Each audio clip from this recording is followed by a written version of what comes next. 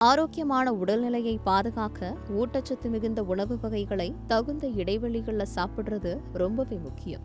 அப்படி சாப்பிட்ட பிறகு நாம என்ன செய்றோம் அப்படின்றதும் உடல் நலன்ல கண்டிப்பா தாக்கத்தை ஏற்படுத்தும்.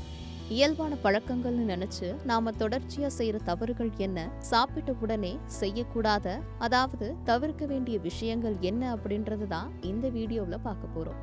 புகைப்பிடிப்பது என்பது சாதாரணமாகவே உடலுக்கு தீங்கு விளைவிக்கக்கூடிய ஒரு செயல்.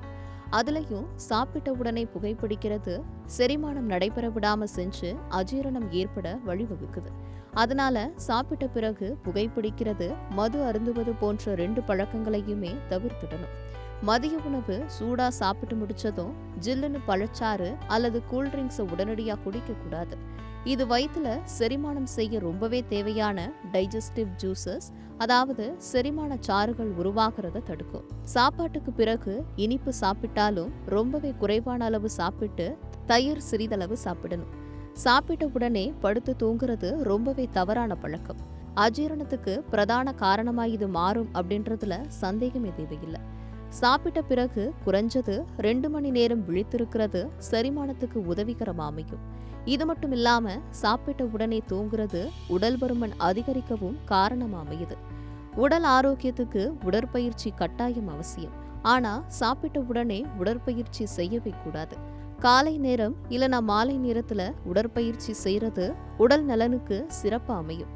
நேரம் இல்லைன்னு காரணம் காட்டி பலரும் சாப்பாடு சாப்பிட்டு உடற்பயிற்சி செய்ய கிளம்புவாங்க. ஆனா இதனால வயிற்று பிடிப்பு மற்றும் தசை பிடிப்புகள் ஏற்படும் வாய்ப்புகள் அதிகம் என்பதால அதை தவிர்க்கிறது நல்லது. சாப்பிட்ட உடனே குளிக்கிறத தவிர்க்கணும். காரணம், குளிக்கும் போது உடலுக்கு புத்துணர்ச்சி கிடைக்கும். இதனால கை மற்றும் கால்கள்ல இரத்த ஓட்டம் இயல்பை விட அதிகரிக்கும். பொதுவா சாப்பிட்ட பிறகு உடலானது செரிமான வேலைகள்ல ஈடுபடும் போது வேறு எந்த வகையான தொந்தரவோ தூண்டுதலோ இல்லைனாதான் செரிமானம் சீராக இருக்கும் என்பதால குறைஞ்சது 2 முதல் 3 மணி நேரம் இடைவெளி விட்டு குளிக்கிறது சிறப்பாக அமையும். சில பேருக்கு சாப்பாடு சாப்பிட்டு முடிச்ச பிறகு ஒரு டீ அல்லது காஃபி குடிச்சாதான் சாப்பிட்ட மாதிரியே இருக்கும். ஆனா டீ மற்றும் காஃபில இருக்க ஆக்சலேட், ஃபைலைட் போன்ற உட்பொருட்கள் உடல்ல அயன் அப்சார்ப்ஷன் நடக்க விடாம தடுக்கும். இதனாலேயே உடலுக்கு தேவையான இரும்பு சத்துக்கள் கிடைக்காம இரத்த சோகை உள்ளிட்ட பல நோய்கள் மற்றும் அசௌகரியம் ஏற்பட வாய்ப்பு இருக்கிறதால சாப்பிட்ட பிறகு டீ காஃபி குடிக்கிற பழக்கத்தை கண்டிப்பா கைவிடுறது ரொம்பவே நல்லது.